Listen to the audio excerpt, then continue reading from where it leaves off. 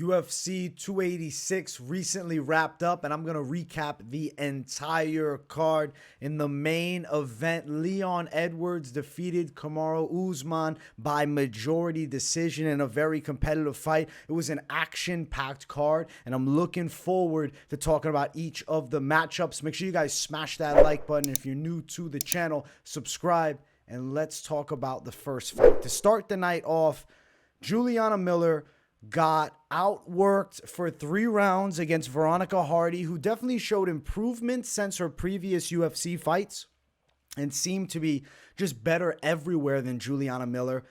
The stand-up game of Miller looked a little bit sloppy at times, a little wide with her punches.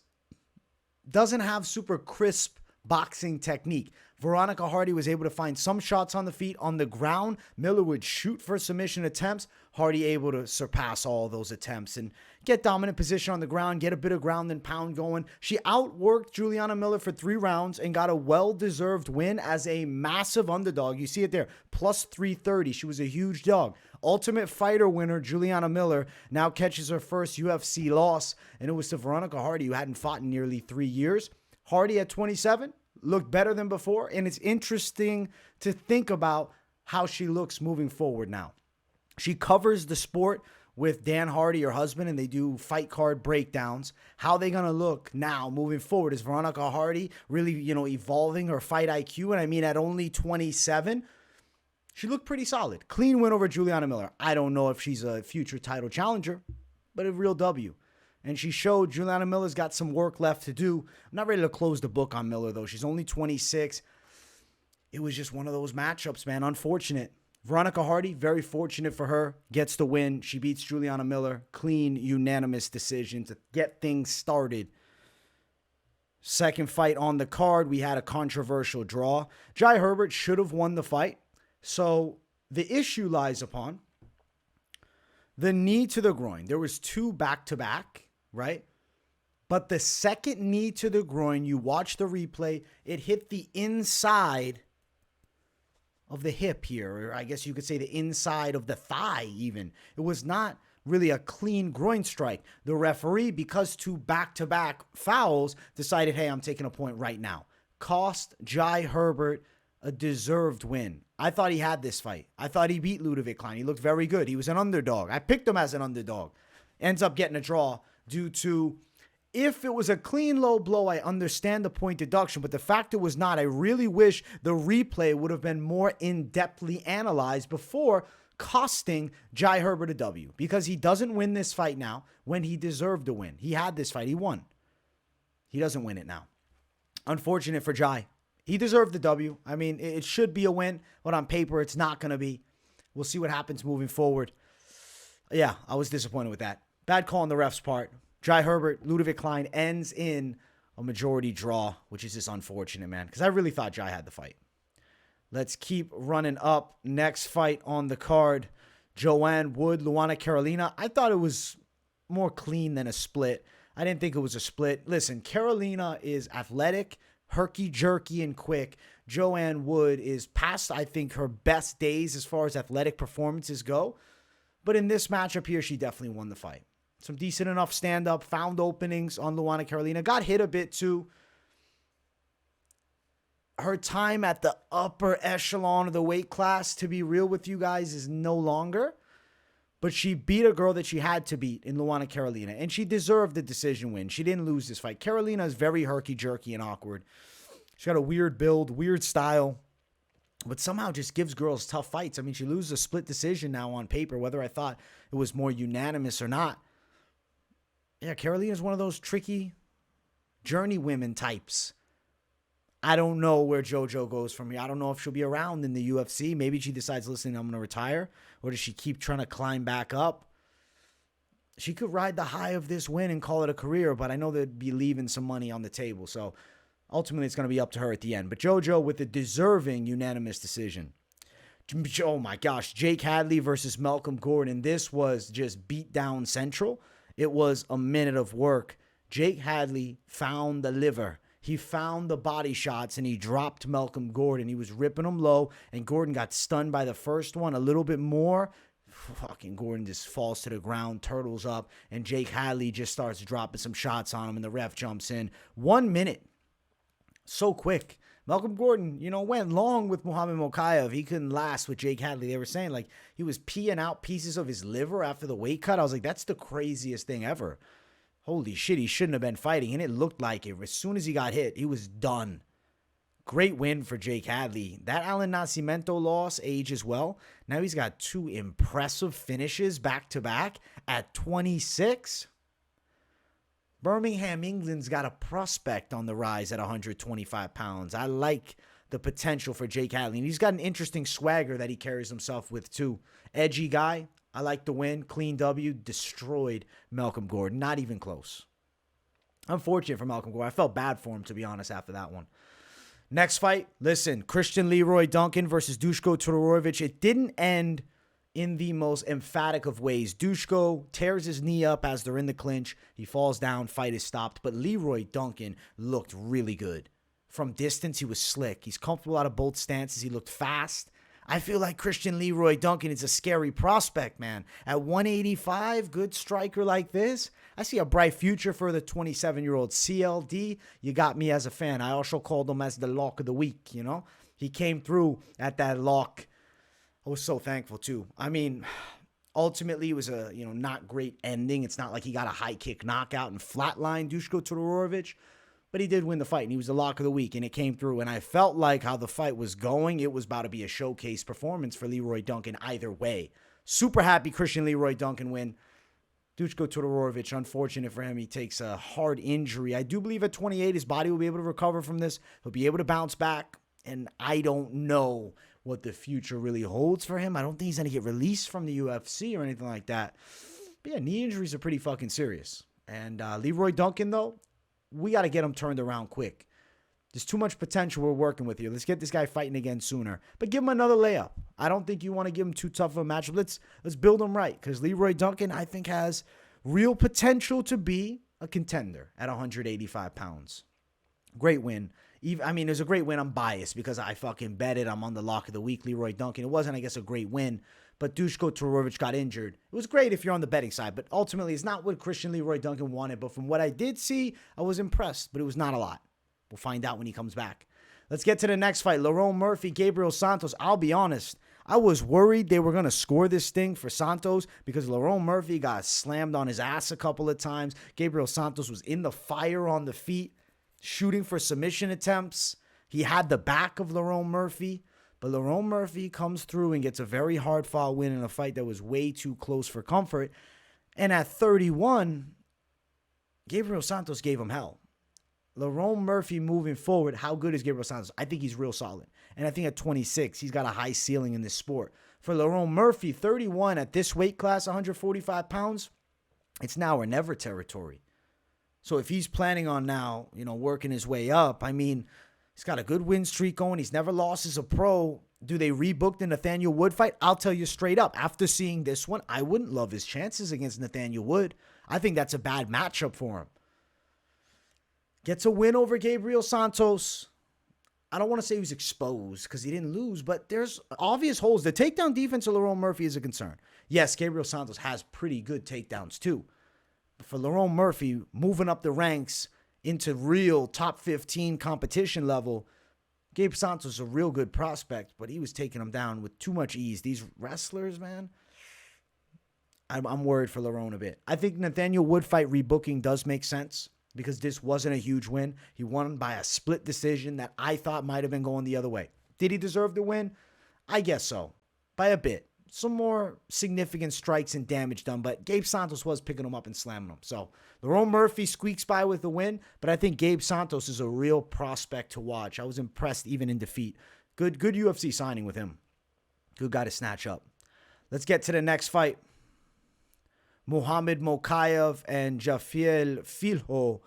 Okay, so this fight here, Mokaev had a lot of success with the wrestling, but a knee bar is locked in the third round that destroyed Muhammad Mokaev's knee. It was fully locked in. Most people would tap. Referee was looking to stop him. No, don't stop it. After the fight, you see Mokaev limping, but what did Mokaev do that really gives me confidence, assuming this is not a career detrimental type injury? I think he could potentially be a challenger in the next year because he's got this unrelenting will, doesn't tap, and then he makes sure to secure a submission win, rear naked choke over the jiu-jitsu specialist in Filho. Mokaev goes for that kill, man. He doesn't break. He doesn't break. Mentally, he's so strong, and his pain tolerance is insane as that knee bar was locked in. Aside from that knee bar, he was winning the vast majority of the fight. Mokaev looked real solid here. At 22, yeah, you know, the commentary was saying he's fighting, it's like a lose-lose. He's fighting a no-name guy. Listen, I know Filho's no easy out. This is a Contender Series winner. This is a real good Brazilian Jiu-Jitsu practitioner who's a real prospect himself at 29. And at 22, Mokaev willing to take this fight and get a huge win like this with a shoulder injury. Destroys his knee in the process.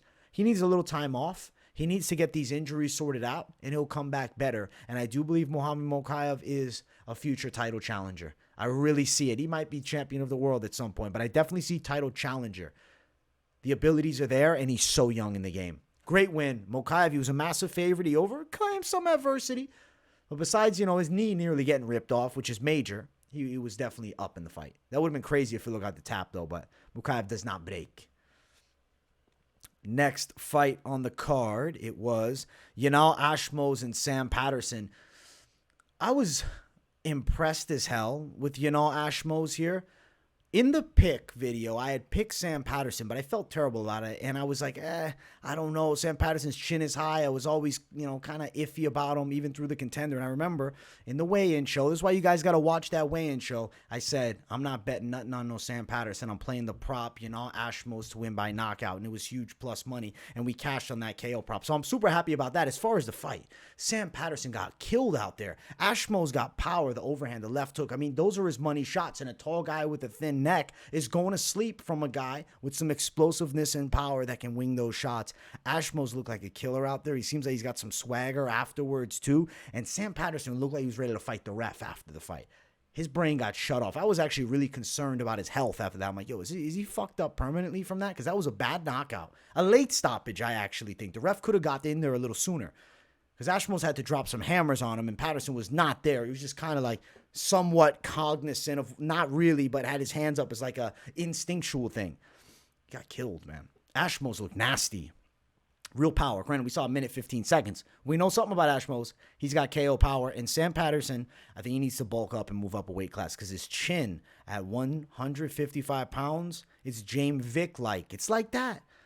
The guy's because he's too damn tall, man.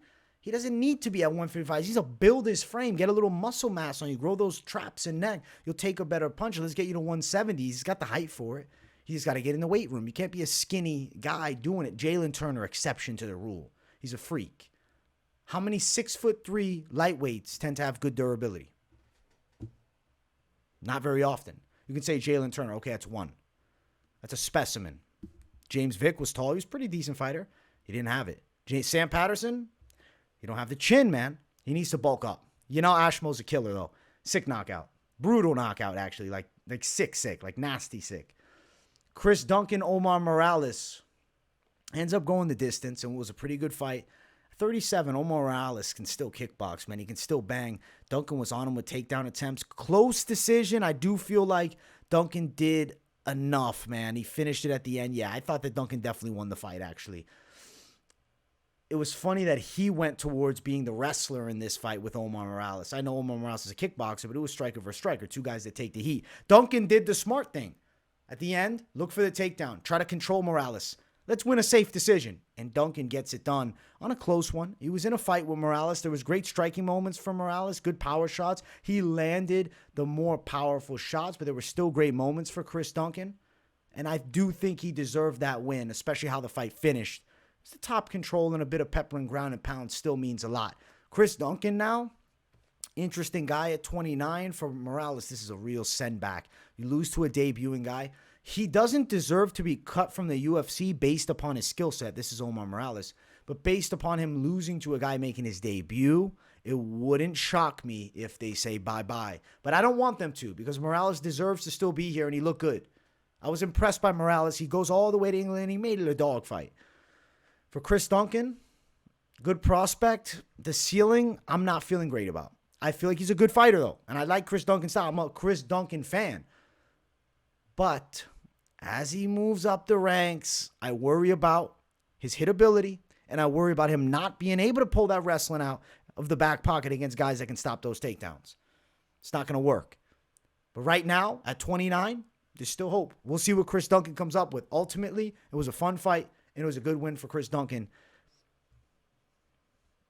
Next fight on the card brings us to our featured prelim of the night, Fat Jack Shore. Jack Shore looks so bad at weigh-ins, but damn, did he turn it up. Damn, did he turn it up. I will say this. I think he could build a little muscle mass on his frame and cut the fat down a little bit for 145. He's coming from 35, now he's not dealing with that weight cut, but he looked chubby, boy. He looked like Romanov's little brother. Mr. Finland has one round. Amirkhani looked so good in the first round. He was on top of Shore. It wasn't like he was expending a ton of energy. You're like, oh, this is a patient Amirkhani. Second round starts. Amirkhani he gives up. It's over.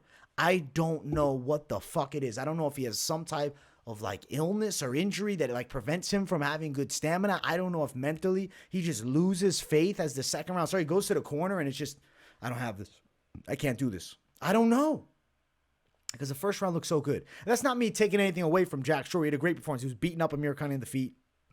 And then he strangles him with the rear naked choke, which is a really good submission. Good win. You strangle a good guy on the ground like an Amirkhani. It's impressive. But I don't understand how Amirkhani's gas tank goes from he looks solid to next round. Done. Over. It's done. I don't get it. It's really weird to me. Yeah, Amirkhani's got some strange gas tank issues. But hey, ultimately, Jack Shore, he's a prospect, man. He's good. 17-1. Solid enough striking, good gas tank, and he doesn't quit, man. And it was good that he got the win for his dad, bro. I was happy about him for that, for real. That's a beautiful moment that he had there. So congrats to Jack Shore. It's a great win. He beat Amirkhani. 28 years of age. He's deciding to make 145 his real weight class. I would advise slightly, not like I'm the fucking, I'm not, I'm not Greg Jackson or whoever else as far as coaches go, or I'm not, Eric Albarracin or freaking Javier Mendez or Coach Habib, but I am a guy that watches a ton of the game. So I do think best interest for Jack Shore as he works his way up the ranks, he needs a little bit more muscularity. He needs to get stronger and a little bit more muscle size. Reason being in the grappling positions against these top-level featherweights. He's got the technique for sure, but some of these savages are going to have that edge and the power and size on them that I think could be a big detriment. So if he can fill his frame out a little more, lose a little fat, gain a little muscle, his world changes, really. I'm not saying world champ. I don't know about that. I'm not going to predict the ceiling. I'm not even going to say anything like that. But I think at 17-1, Jack Shore's got the potential to be a real good fighter. It's a great record. 17-1 is a nasty record, honestly. And, his loss to Ricky Simone's not a bad loss at a top-level bantamweight that doesn't stop. I'm excited for what Jack Shore does at featherweight. I just do think he's got to change the physique a little bit. I need to see a little transformation for Jack Shore.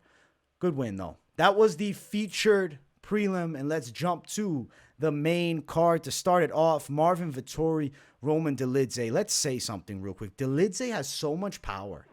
Crazy. His knockout power has gotten out of this world. He looks like a freak in there. He looks huge, jacked, massive, doesn't stop, throwing huge bombs with his hooks. Vettori still gets a win. Why? He was able to snipe him with low kicks and a jab, touch him with decent combination strikes. He didn't land as many of the big bombs, but he was landing a lot of consistent punches and finding home. And he finished that fight in the third round really well. He landed some good shots through the guard. First round, Dolidze looked like a menace. He was bullying Vettori, which we don't normally see. The issue with Roman Dolidze is he literally has two punches. Left hook, right hook. That's it. And he's able to compete on the feet with a guy in Marvin Vettori who's been in there with all the best and didn't get knocked out by Adesanya or Robert Whittaker.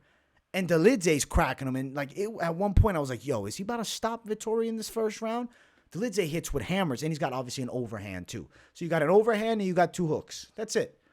If Dolidze can develop just a little bit of a jab, just a little bit of variation, I think his game changes astronomically.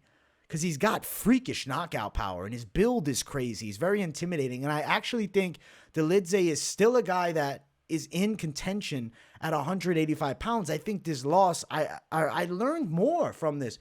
I feel like I doubted Dolidze. Like, I knew that Dolidze was good enough. He was pretty good. He had that win over Jack Hermans, but I didn't see that level of power. And I think if he can, like, overall just more, I don't know, more versatility to his stand-up, you got a guy that could be really fucking good at 185 pounds. Now, let's talk about the winner, Vettori, for a second, because he deserves a lot of praise, because he just handled a fucking savage in the Georgian Dolidze, stopping the back-to-back Georgian takeover here.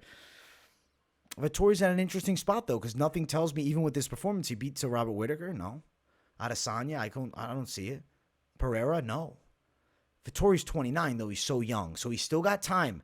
It's very interesting to see where he's at. I think maybe a Jared Cannonier fight is on the horizon for him. That makes a lot of sense to me. As far as Roman Dolidze, keep him in the top. I'm not going to throw an exact name. He's got to evolve a little bit, but dude, he's dangerous. Dolidze's a good fighter. I still think he could do something in the sport. I actually think, like, if he could just develop a little more in the stand-up, more versatility, he's dangerous as fuck, because that power is freakish. Like, I don't know. I'm not used to seeing Marvin Vettori getting cracked and actually, like, oh, fuck. Like, you know, he felt those shots. He's kind of getting hurt a bit. You could see pain on his face. So, yeah, that impressed me a lot with Dolidze. But Vettori, I do believe he deserved the decision. I thought he got 2 and 3. Very close second, clean third. Definitely lost the first. I understand some people are on the opposite side. They were upset that Dolidze got the second. Personally, I think that Vettori got it. Marvin Vettori for the win. He gets it done. God bless. God bless, man. God bless. But I do think Dolidze is still dangerous. Next fight on the card, Jennifer Maia. Oh, shit, Jennifer Maia. Underdog pick, Jennifer Maia, too. She looked like a menace out there. She was beating Casey O'Neill up on the feet. Landing with more power. Gives O'Neill the first loss. Jennifer Maia's boxing's pretty good. At 34, she's still in her prime. And she moved well on Casey O'Neill. Good combos, good movement. O'Neill was definitely at a disadvantage in the power. But, hey, O'Neill's toughness, top of the line. She's 25.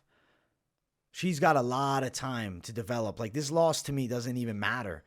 21-9 record, Jennifer Maia. 9-0 Casey O'Neill. It's very rare you're going to go fucking undefeated in cage fighting. This is a good loss for Casey O'Neill. She wasn't ready for the turn that comes next, but I do think she's a girl with a ton of potential at 25 years of age, sat in there with one of the best in the division, threw shots back and forth, got hit with everything and still takes it. The chin is not something to be doubted. Just needs some time. But Jennifer Maia holds her position atop those rankings as like the toppest of the top level gatekeepers that stops the prospects from coming up. I don't know exactly what they do next for Jennifer Maia, but I'll say this. Don't doubt her. Don't count her out. She's still winning these fights. She's still putting on good performances, and she's entertaining, as is Casey O'Neill. Like, I don't think there was a stock drop for Casey O'Neill here. I mean, she lost a fight, I guess, so it's like, oh, she's not going to be the champ in, the next, 15 months. But I don't think anybody was really saying that. But Casey O'Neill's 25. That's so young. Jennifer Maia's been in this game forever. She's 34. And now she's really, I think, hit her groove. She looked tremendous. Yeah, I was impressed by Jennifer Maia a lot. The toughness of Casey O'Neill. And the fact it was mostly striking. It was a pretty badass fight. So, yeah, great win for Jennifer Maia, but don't sleep on Casey O'Neill. She's still got potential. Oh, this one was impressive. Gunnar Nelson and Bryan Barberena. Listen, statement was made. A statement was made here. Gunnar Nelson got this fight to the floor, and he destroyed Barberena. He got him with an armbar with 9 seconds left in the first round. It was a great move. Great transition. Great way to go back. Barberena tapped right away. I was like, damn, is Barberena going to let his arm break? I was thinking of Mokaev. I'm like, yo, if Mokaev doesn't tap, maybe Barberena lets it break. No.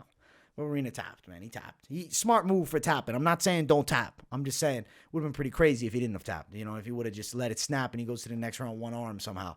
But not a good move for your career. Anyways, Gunnar Nelson gets a win, and he's back. He looked way better than he did against Takashi Sato here with Barberena. Even on the feet, I wasn't worried about him. He was getting kicked a little bit, but I wasn't worried about him. Not like Barberena was landing these big punches and Gunnar Nelson panic shot. He found his opening and he took this fight to the floor. And he did exactly what needed to be done. He destroyed Bryan Barberena. It was tremendous. Gunnar Nelson looked great out there. Awesome submission win. He beats Bryan Barberena. And he moves forward in this packed 170-pound division. I don't know what's next for Gunnar Nelson. I'm like, do they give him a top 15? Because I could see that. At this point, he's 34. He's been around forever. He was always the prospect they're trying to build. He's got nasty grappling. I think you give him a top 15. Some fights that I think he could fare well in or against some like the striking prospects, like a Michel Pereira. I think that Gunnar Nelson give him a lot of problems on the floor. I don't know if they go that route. I've been saying I want Pereira versus Jack Della Maddalena, but there's a lot of interesting possibilities for Gunnar Nelson at 170 pounds. I mean, he has a split decision with Leon Edwards, which that looks great now, seeing Leon Edwards as world champ. So yeah, Gunnar Nelson, great performance, man. Sends Barberena back. This just makes Robbie Lawler look bad because Robbie Lawler got TKO'd by Barberena. But no, it doesn't really matter. Different styles of fight, different points of their career. Good win for Gunnar Nelson. He gets a nice submission. Slick, easy work, very impressive. Hey, maybe a Dos Anjos fight because they both beat the same guy. Let's get to the co-main event. Justin Gaethje versus Rafael Fiziev. The right guy won it. The right guy won it. It was Justin Gaethje. He deserved the win at the end of it. Fiziev was throwing crazy kicks, punches, landing with great shots, but Gaethje was always there, chopping at the legs of Fiziev. He fucked Fiziev's leg up. He then starts working beautiful jabs, destroys the eye of Fiziev. This was, I think, the best Justin Gaethje we've ever seen. He dealt with a guy who's a Tiger Muay Thai kickboxing coach, the head coach there, experienced as hell in the kickboxing, super technical on the feet, and Gaethje outstrikes him. He landed the one takedown at the end of the fight, which was pretty badass because Gaethje never throws takedowns into his mix. He never shoots. But damn, Gaethje gets him down at the end, secures the win. It was pretty awesome. He was beating Fiziev up in the third. I thought first round Fiziev, he was looking good. He hit Gaethje with some big shots. I'm like, yo, this fight's heating up. They were exchanging great punches too in the second round, but the third, Gaethje took over, and he made sure to put the fucking nail in the coffin with that takedown at the end. It was like so impressive, and it was almost like this is just the evolution of Justin Gaethje. That takedown at the end was just, that's the evolution of Justin Gaethje. So now it's like, yo, what's next for Justin Gaethje? I kind of feel like he's at a spot where a Dustin Poirier rematch would do mega numbers. That's a great fight. I don't know if Islam Makhachev and him throw down. It's like, does Gaethje really, does he deserve that one? I think maybe you put him in the most fun fight possible. Him and Dustin Poirier run it back. And then the winner of that fight, I do think, could get a title shot.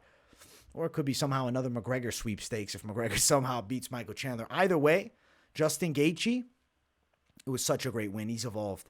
Fiziev gets sent back, but I'm not thinking Fiziev's out of the mix just yet. His takedown defense held up for the most part. He just ran into Justin Gaethje. It's going to be interesting where he goes from here because, like, the Arman Sarukians of the world are really hard matchups. I know Sarukian's fighting Moicano, so, like, the winner of that fight, Fiziev, I know, destroyed Moicano, so I don't think about Sarukian as a next matchup. I don't know if Oliveira somehow loses against Dariush. I could see them putting that fight together. So there are possibilities for Fiziev here at 155. I still think he's a contender, but he's going to have to build back. First loss, inside, I guess second loss in the UFC, but first one that's like on the mainstream. It's not on a prelim that nobody saw. You were in the co-main event, the biggest fight ever, and Justin Gaethje, he got you, man. Great win for Gaethje. The striking was phenomenal. Clean W. Gaethje, Dustin Poirier. That fight sounds sick. Main event of the evening. If you guys haven't, make sure you smash the likes. And if you're new, subscribe. Leon Edwards and Kamaru Usman, the third time, but maybe not the final time. It's definitely going to depend upon how Usman builds back from this so-called defeat. Okay, I want to talk about this matchup because they scored a majority decision towards the side of Leon Edwards. First round was definitely Leon Edwards. Fifth round was definitely Leon Edwards. So now what comes into question, how do you score the second round? There was a massive knee by Leon Edwards, but there were also moments for Usman at the end controlling the fight on the ground, putting pressure on Leon. I thought maybe Usman stole the second round. So let's say you give Usman the second round. Now, third round. An illegal knee. Illegal knee. What am I saying? Not an illegal knee. That second round was a knee. An illegal cage grab that prevents Usman from landing a takedown. They take a point. Usman definitely won that round. So, okay. Now you have 3 rounds in the bag, essentially, right? A 10-9 if you're giving Usman that second round. A 10-8 if you're giving him the third round. And then if you look at the fourth round, it's very competitive. Toss-up round. I can see why they gave it to Leon Edwards. But it's not like Usman wasn't putting pressure on him. It's not like he wasn't having moments. It's one of those competitive-ass rounds. So you're looking at the scorecard now. All right, so we got first and fifth, absolutely Leon. Second, I thought slightly Usman. No doubt the third was Usman. That's 10-8. Fourth round, competitive. Let's say you gave it to Leon. I felt like I gave it to Usman, to be honest, but I got to go back, maybe watch it again. I don't know. I don't know. I feel like I have a good memory of it. I'm seeing it all in my head. I don't want to fucking change where I'm at. I thought that, okay, if you want to, but I'll give it, just for the people, I'll give him the fourth round to Leon. Okay, so we have a draw. Because I said after the fight, I said there's one way that I really think this fight deserves to go. I think it's even. Or I thought Usman takes the belt back. First and fifth round, Leon, the knee won him the second round for sure. That won him the second round. So you're saying that definitely won him the second round. So then, okay. Third round was a 10-8 for Usman. So if Leon Edwards wins with the scorecards given, you're really saying the only round that Usman won was a 10-8 third round, which the cage grab had a lot to do with the scoring then. I don't see just one round for Usman. I really felt like he won the second round. So the fourth round, if you want to say, all right, we know Leon definitely won the fourth. Okay, so there was a cage grab. So we got 2 rounds to 3 rounds, but 1 round's a 10-8. We got an even fight. I thought it could have been a draw. I thought Usman could have won it too. I'm not going to complain about the Leon win, but I don't feel like one knee, as great of a knee as it was, I don't feel like that one knee, does it win you the whole round, the one strike, with Usman doing more? I thought this fight was even at the end of it. That's really where I thought they were going. Obviously, for the weight class, for the rivalry, for the sport, it's like, yeah, better to just give a winner to Edwards. I'm not saying they intentionally screwing Usman, but it's just we're in England. The crowd's playing a little bit into it. Come on, man. I think that was a draw. I thought that was even. Or it could have been Anu, champion of the world. Leon looked great, though, and then the argument comes into play, and this is something that's not officially written anywhere. The winner of that final round with the championship fight, you got to really beat the champ to be the champ. Usman definitely didn't bring the heat in that last round. He was just trying to hold. So that's why I'm not overly complaining about this, win going towards Leon, because he finished the fight strong. He started well. He did have better striking moments, but there were opportunities for Usman on the floor, and he did have successful moments on the mat and threw some big punches, but most of his success was based upon the takedowns. The striking was won by Leon Edwards.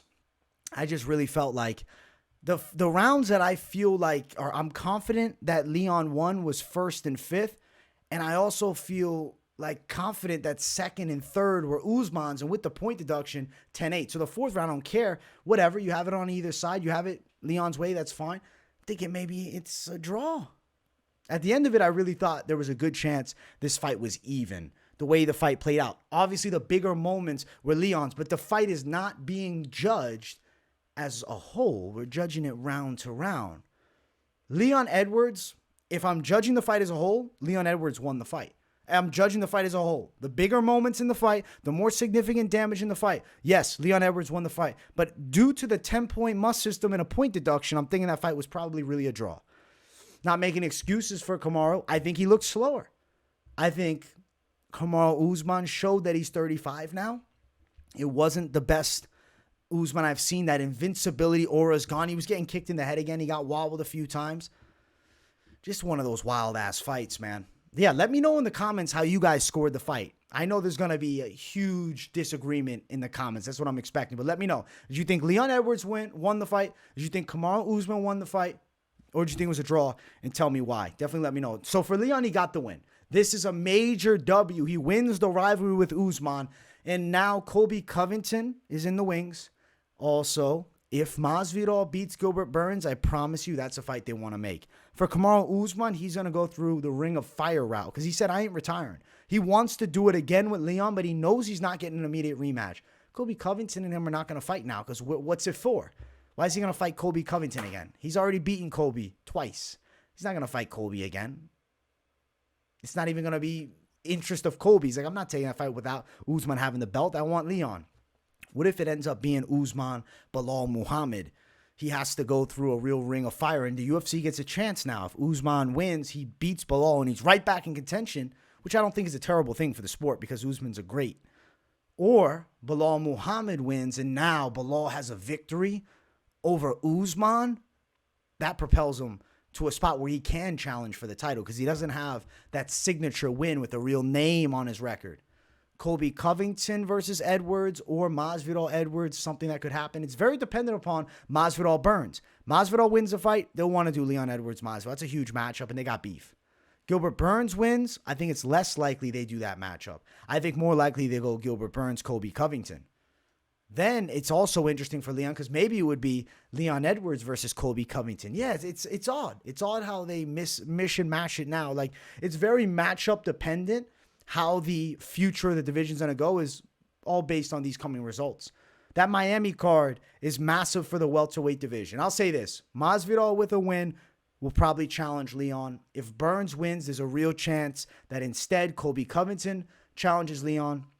Either way, for Usman, I think Bilal Muhammad might be the name. I mean, maybe they try and sell a Colby third fight. It would just be weird without a belt on the line and Usman's already up 2-0. A 5-round fight night main event. I think the Bilal fight would be more it because it gives the UFC a chance to build somebody new if their, old champion loses in Kamaru Usman. Or Usman gets a win over a real stable contender who's on a great win streak and I think a super dangerous fighter and super high level. I think Bilal Muhammad's one of the best guys at 170 pounds right now. Period. He's super dangerous. I think he'd give a hard fight to whoever. Leon looks slick, though. No matter what I'm saying about the scorecard, forget about all that. I'm not trying to take anything away from Leon Edwards. He looks super slick. Kamaru Usman on the other side doesn't look the same, though. Doesn't look the same as he once did. And I think Colby Covington's a hard matchup for Leon Edwards, too. That's a scary fight. I want to see it. Most intriguing matchup for me coming up would be Leon versus Colby because that's a weird one. I could see Colby's pace being a lot for him in his wrestling, getting to Leon. Masvidal is going to be a striking match, and I think that Leon is the more technical striker of the two, and I could see him finding big shots. So 170 is super interesting once again, now that the dominant champion is gone and Leon's atop the weight class. Great main event, great card. I do want to review the picks. Official record was 9-5-1. We'll talk about how it all went down. So we lost with Juliana Miller. Veronica Hardy whooped that ass. It was a controversial draw. Jai Herbert should have got the win, but ultimately got a draw in this matchup. I had Jai as a dog. One with JoJo over Luana Carolina. One with Jake Hadley over Malcolm Gordon. One with Christian Leroy Duncan over Duško Todorović. One with Lerone Murphy over Gabriel Santos. One with Muhammad Mokaev over Filho. Lost in a sense with Sam Patterson over Ashmoz. I didn't officially flip the pick, but if you watch the weigh-in recap show, I said, I'm not fucking betting Patterson. I have a bad feeling he's getting knocked out. And I said, go prop knockout for Ashmoz. So in a sense, it's like a loss and a win all at the same time. Winning money, but I guess losing the pick. I should have just completely flipped it. I don't know why I didn't do it for that matchup. Stupid on my part. Chris Duncan, Omar Morales. Duncan gets a win. Hard-fought one, but he gets a win. Jack Shore, Makwan, Amirkhani, the dumbest pick flip of all time. I said, yo, Amirkhani looks shredded and jacked. Jack Shore looks fat. I'm thinking of Romanov last week, so I was like, oh, damn, if he's fat, I might have to go against him here. And then Makwan, Amirkhani, usual. Gasses out after the first round somehow and loses the fight. Jack Shore with the great win. Should have just rode with him. I don't even understand that one. That was just one of the dumbest moves ever. That was like an on the moment, on the fly, the hype of the weigh-ins. Bad intuition on that one. Bad call. But hey, I mean, Makwan at least won the first round. But good win for Jack Shore. Marvin Vettori won with him over Dolidze. He was in a fight, though. Won with Jennifer Maia over Casey O'Neill. Great underdog. Won with Gunnar Nelson over Brian Barberena. Submission call. Lost with Fiziev over Gaethje because Gaethje put it on him, man. Gaethje got a deserving win. Lost with Usman and Edwards. But like I said, that could have been a draw. I was thinking draw here for that matchup, to be honest. Or Usman even. I don't hate the Leon win. I'm not saying it's, a robbery, but controversial. I think so, because that point deduction was something. I thought it was going to be even at the end of it. I thought that made more sense. Is what it is. Took an L on that one. 9-5-1. That's the fight game. I hope you guys enjoyed a beautiful week of UFC. I hope you enjoyed the content. Make sure you smash the like button if you're new to the channel. Subscribe. Definitely let me know what you thought of the fights. And throw a W in the chat if you got nothing to say. I appreciate everybody for tuning in to the recap show. I hope you enjoyed me recapping this, bullshitting and bantering. We shall see what's next for these savages. But I look forward to next week, Vera versus Sandhagen. I'll be dropping those predictions on Sunday. So make sure you guys tune into it. Thank you all for watching. Peace out. and I'll see you all in the next one.